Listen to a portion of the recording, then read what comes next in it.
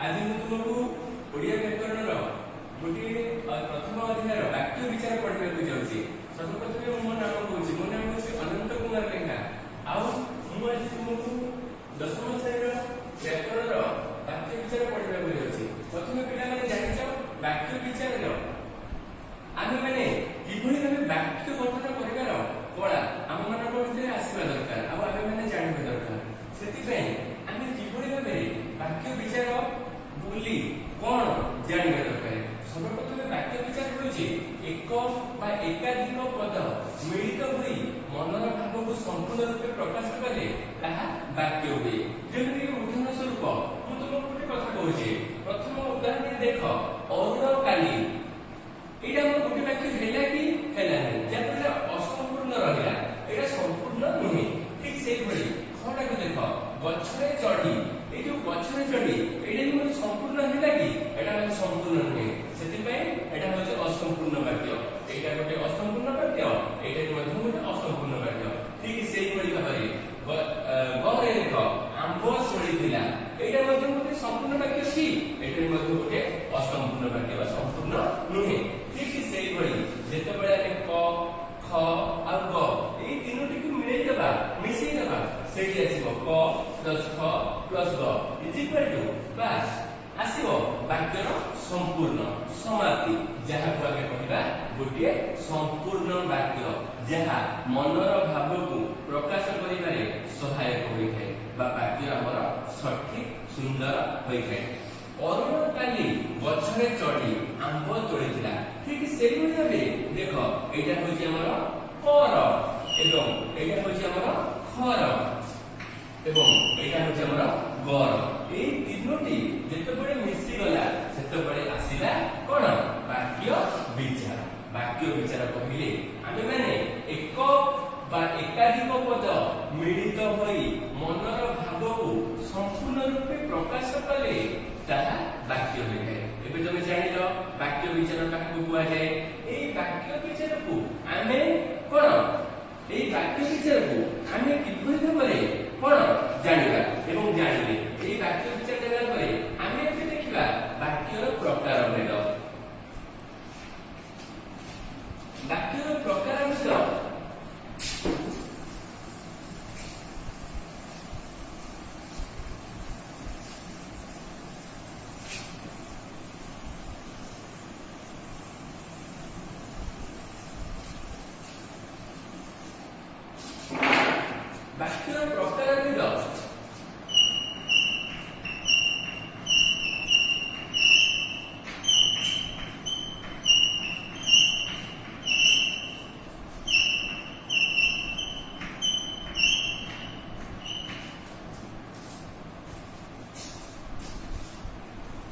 वाक्य हेउछि उपयुक्त अर्थबोधक पद संहतिर उपयुक्त समाहार गठित वाक्यर रूप पद संहति दृष्टि निर्धारित हुए। सेही भाव में आमे वाक्यर प्रकार भेद दुई भाग जेमि गोटे होछि गठन बला आ गोटे होछि प्रकारजात्मक रूप।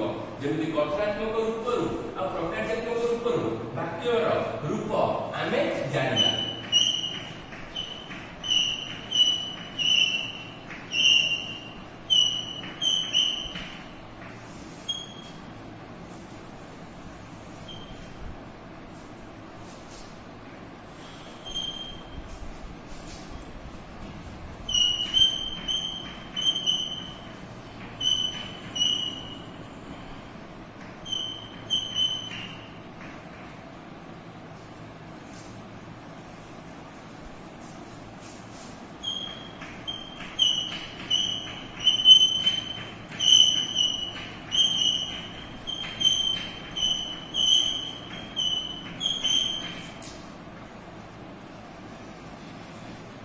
गठनात्मक रूप को प्रथम वाक्यर रूप को दुई भाग करें जेमिति वाक्य प्रकार भेद वाक्य हेउछि उपयुक्त अर्थबोधक पद संहतिर उपयुक्त समाहार से गठित वाक्यर रूप पद संहति दृष्टि निर्धारित हुए।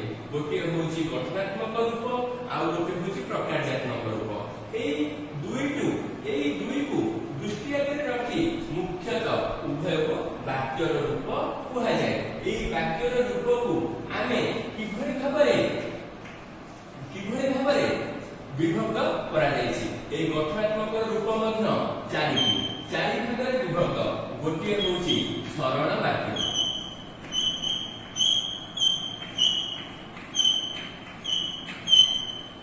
ଦ୍ୱିତୀୟଟି ହେଉଛି ଯୌଗିକ ବାକ୍ୟ,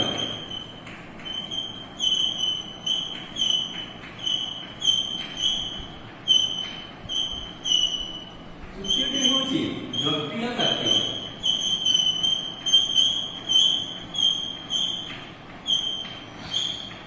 ଏବଂ ଚତୁର୍ଥଟି ହେଉଛି ମିଶ୍ର ବାକ୍ୟ।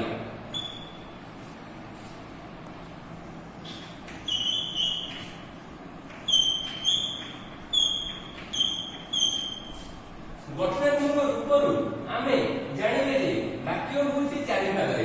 वास्तव में गठनात्मक रूपरे चारि भागरे मध्ये विभक्त करागला। गोटे होछि सरल वाक्य, द्वितीयटी होछि यौगिक वाक्य, तृतीयटी होछि जटिल वाक्य एवं चतुर्थटी होछि मिश्र वाक्य। ठीक सेही भली प्रकारज्ञात्मक रूपरू आमे माने किभଳି भाबे पांच भागरे विभक्त करा जायछि। गोटे होछि विवृति सूचक वाक्य,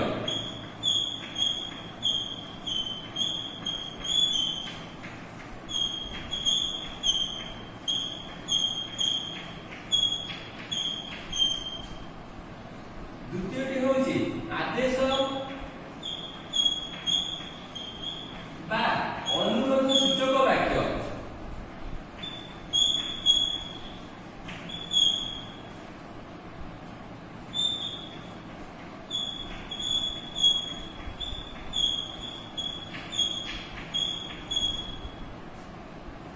एवं तृतीयटी होछि हमर प्रश्न सूचक वाक्य।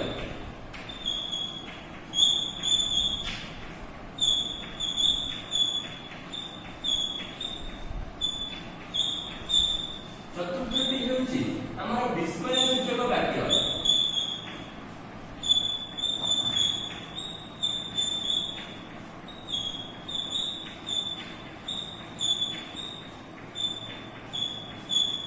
एवं पंचमटी बा शेषटी होछि हमर नास्ति सूचक वाक्य।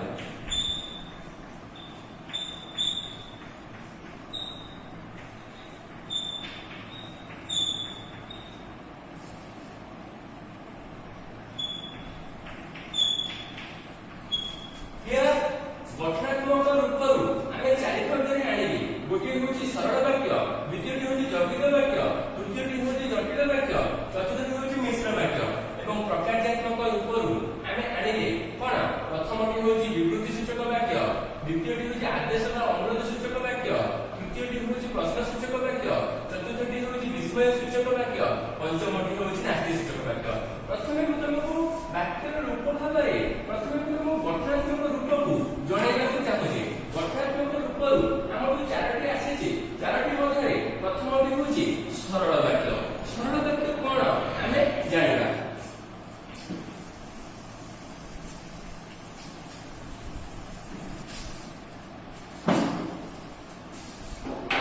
ପିଲାମାନେ ସରଳ ବାକ୍ୟ କ'ଣ ଆମେ ଜାଣିବା। ଦେଖ ପ୍ରଥମେ ମୁଁ ତମକୁ ଗୋଟେ ବାକ୍ୟ ଦଉଛି, ପ୍ରଣବ ଜଣେ ଶିଳ୍ପୀ।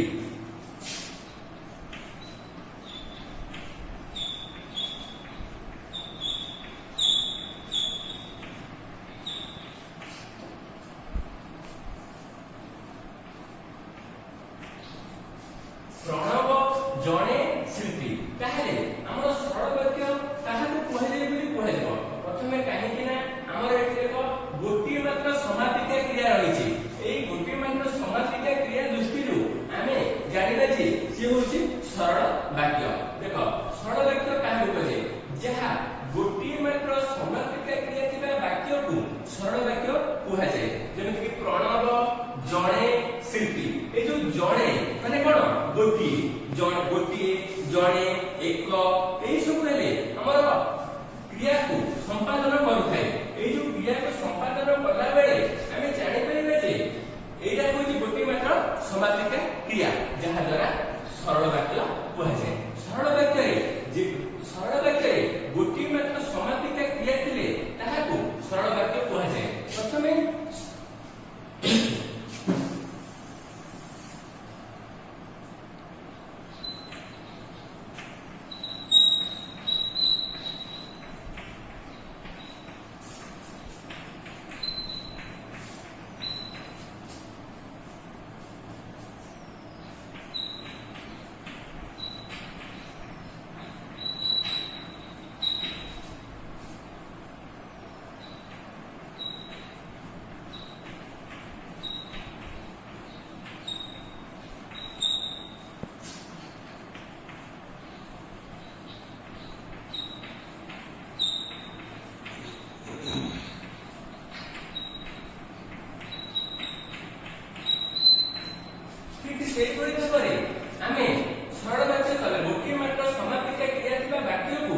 ସରଳ ବାକ୍ୟ ବୋଲି କୁହାଯାଏ। ଆମେ ମାନେ ଜାଣିଲେ ଉଦାହରଣ ସ୍ୱରୂପ ମଧ୍ୟ ଆମେ ମାନେ ଜାଣିଲେ।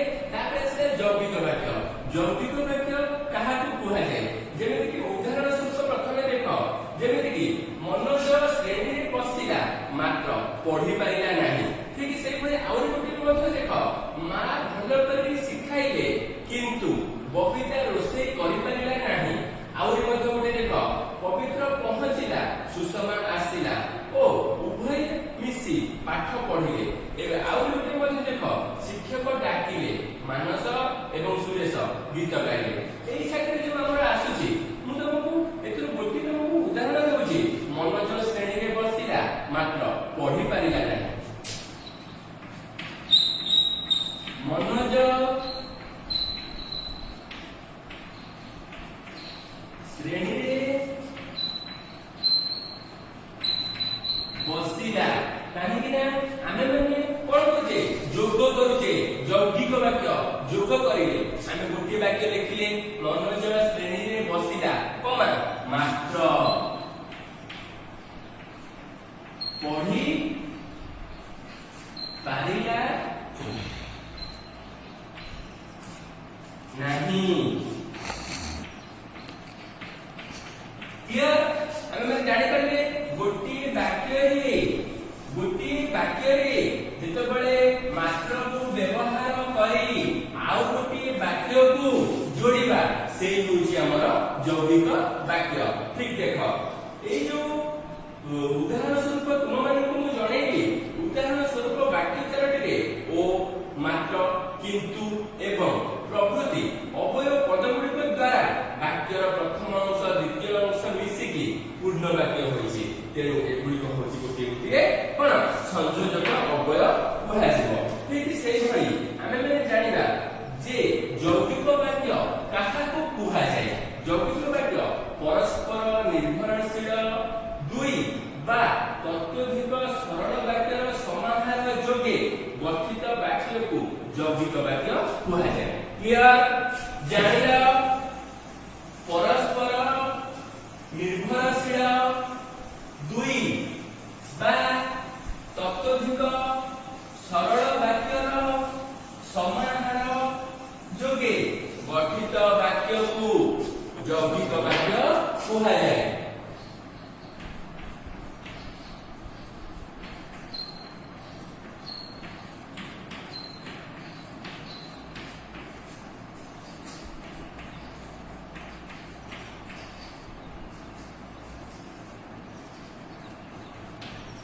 ପରସ୍ପର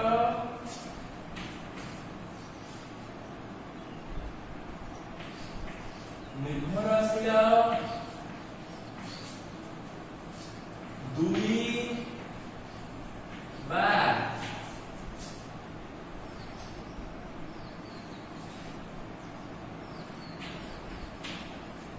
ତତୋଧିକ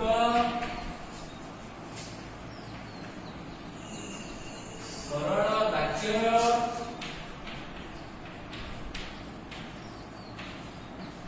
ସମାହାର ଯୋଗେ ଗଠିତ ବାକ୍ୟକୁ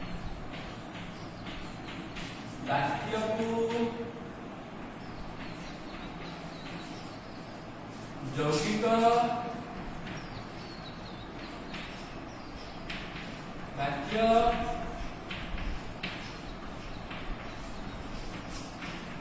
କୁହାଯାଏ। କ୍ଲିୟର? ଦେଖ, ଏଇ ଯୌଗିକ ବାକ୍ୟ କାହାକୁ କୁହାଯାଏ ଯେତେବେଳେ ଆସିବ, ଯେତେବେଳେ ଦେଖିବ ପରସ୍ପର ନିର୍ଭରଶୀଳ ଦୁଇ ବା ତତୋଧିକ ସରଳ ବାକ୍ୟର ସମାହାର ଯୋଗେ ଗଠିତ ବାକ୍ୟକୁ ଯୌଗିକ ବାକ୍ୟ କୁହାଯାଏ। ଉଦାହରଣ ସ୍ୱରୂପ ତୁମମାନଙ୍କୁ ଟିକେ ପୂର୍ବରୁ ମୁଁ କହିଲି, ଉଦାହରଣ କଣ? ମନୋଜ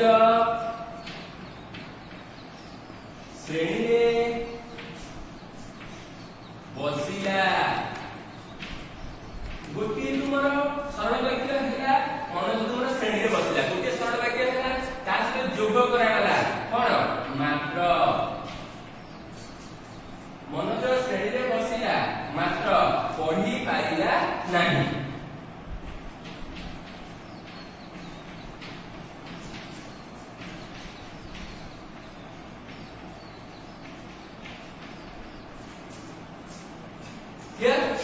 बुझिपाइला यौगिक वाक्य तापर आसिला तुमर जटिल वाक्य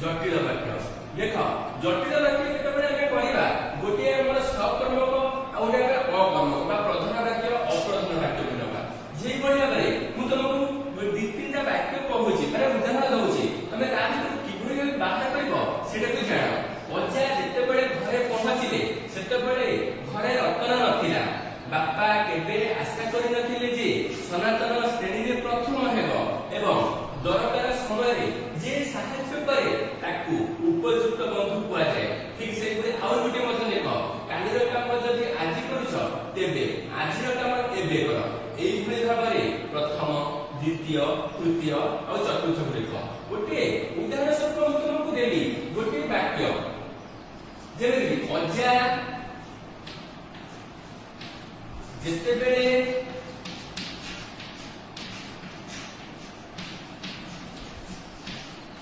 घर को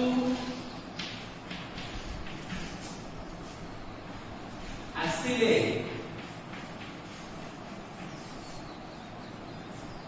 बा पहुंचिले आसिले बा पहुंचिले जाने सेते बेले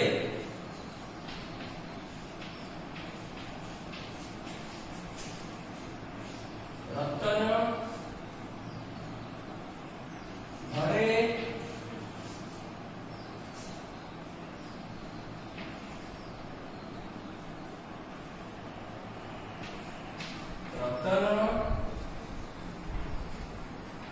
नथिला अजा जेतेबेले घर को आसिले सेतेबेले घरे रतन नथिला क्लियर एई जो वाक्य भी आसिला सेतिरे तुमर देखो गोटे जिनिस जेतेबेले प्रथम होची प्रधान वाक्य तापर होची अप्रधान वाक्य जेतेबेले प्रधान वाक्य होची हमर काहाकू अजा आसिले अजा कोडी आसिले घर को आसिले काहे आसिले रतन पाखु आसिले एनु करे हमर होची प्रधान वाक्य सेतेबेले रतन घरे नथिला कारण ये होची प्रधान वाक्य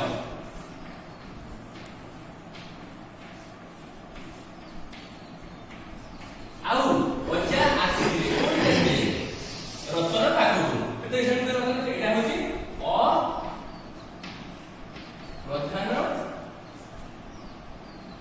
अप्रधान वाक्य क्लियर बुझिला सेतेबेले जेतेबेले सेतेबेले एवं जेहेतु सेहेतु जदि तेबे जेमिति सेमिति एई सब जिनिस रहिले आमे माने जटिल वाक्य बोली कहि परिबा सेई भली देखो गोटे प्रधान वाक्य सहित आउ गोटे अप्रधान वाक्य मिसिकी जटिल वाक्य सृष्टि हुए हैला किया से जटिल वाक्य काहाको कुहा जाय देखो दुई बा तत्वधिक परस्पर सापेक्ष खंड वाक्यर समन्वय रे जटिल वाक्य सृष्टि हुए दुई बा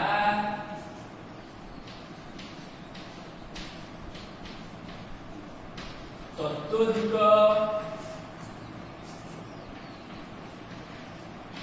परस्पर सापेक्ष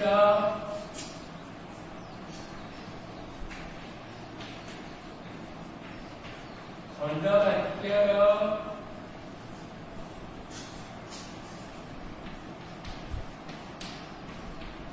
समन्वय रे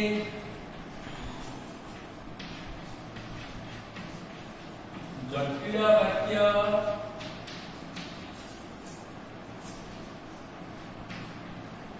गठित हुए क्लियर जटिल वाक्य दुई बा तत्वधिक परस्पर सापेक्ष खंड वाक्य समन्वय रे जटिल वाक्य गठित हुए ठीक सेही भली तापर आसला मिश्र वाक्य जेमि कि तुमको कहली जटिल वाक्य रे अजा जते बेले घर को आसिले सेते बेले रतर घरे नथिला ठीक से बड़ी गोटिए वाक्य रे आ गोटिए वाक्य मिसाला प्रथम वाक्य रे अप्रथम वाक्य मिसाला जटिल वाक्य तेन कर से होई हमरा जटिल वाक्य क्लियर आउट सेशन बेला मिश्र वाक्य कोन हमें जानिबा सबसे गुरुत्वपूर्ण होउची मिश्र वाक्य जेमिति कि हमें माने सरल वाक्य जटिल वाक्य बा जटिल वाक्य जो तीनोटी वाक्य हमर अछि सेही तीनोटी वाक्य को मिश्रण करी हमें मिश्र वाक्य करबा करा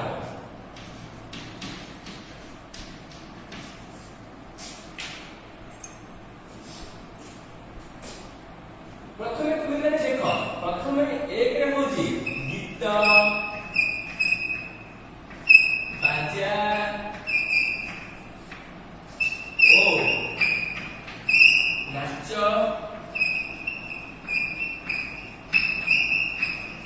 चलिला चलिबा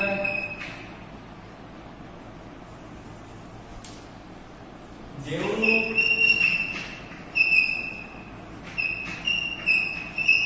दर्शक माने देखिबाकू गीत बाजा और नाच चलिबा जो दर्शक माने देखिबाकू आसीथिले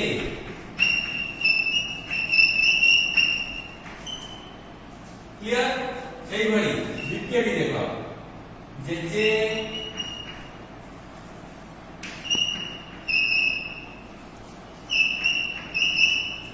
सेमानंकु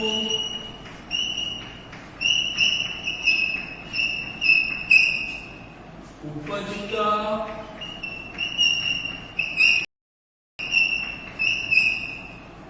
चौकीरे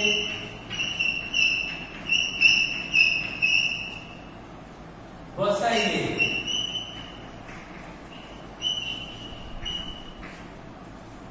लक्ष्य रखिबा तृतीय देख सेमानंकु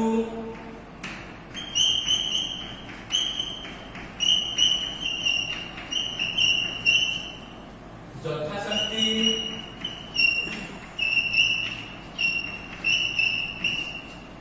भोजन मध्य प्रदान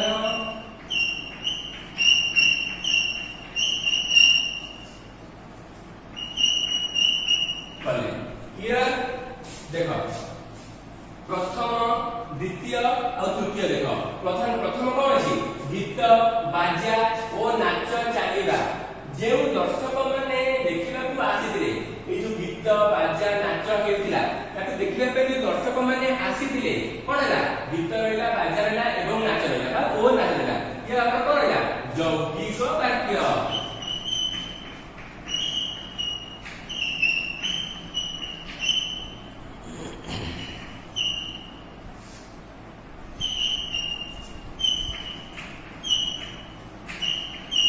ठीक है सही बड़ी जे सेमानकु उपयुक्त चौकी रे आदरे मात्र गोटिए में समापिका क्रिया रहउची जानि परछ त जे सेमानकु उपयुक्त चौकी रे उपयुक्त उपयुक्त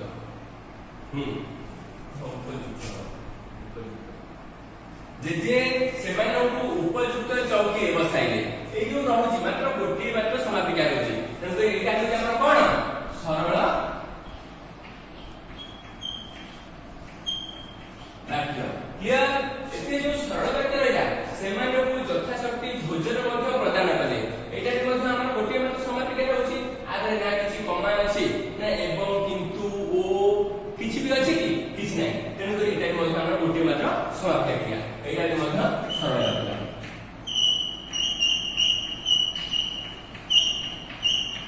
क्लियर गोटे यौगिक वाक्य सहित आउ दुईटा सरल वाक्य को किभଳି भाबे मिसे कि आमे माने कोन मिश्र वाक्य गठन करिथाउ ठीक सेही भଳି ए दुईटी तीनोटी की मिसाई दियो कोन हो प्रथम द्वितीय और तृतीय वाक्य को एकाठी कर दियो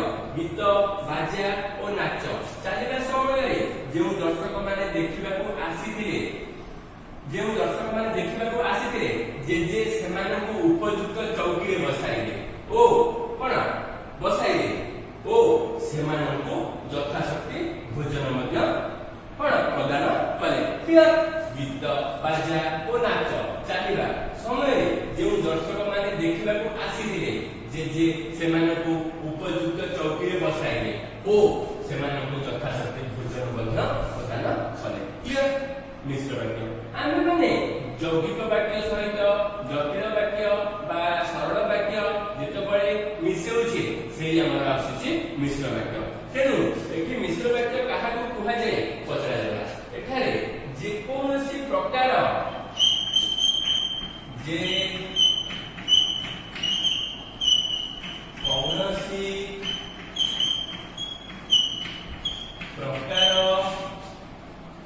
ବାକ୍ୟର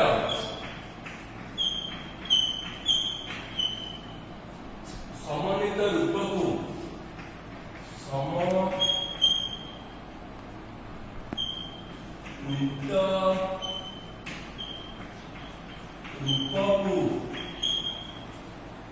ମିଶ୍ର ବାକ୍ୟ କୁହାଯାଏ। ମିଶ୍ର ବାକ୍ୟ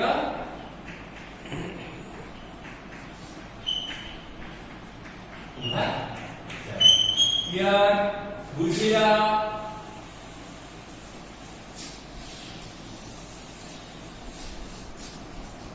मिश्र वाक्य काहाको कुहाଯାଏ जेकोसी प्रकार वाक्यर समन्वित रूपକୁ मिश्र वाक्य कुहाଯାଏ। जेकोसी प्रकार कहले कोन जटिल वाक्य हो कि यौगिक वाक्य हो कि सरल वाक्य हो जहा भी हो तबे मिसी जाउची से आजके हमर होची मिश्र वाक्य।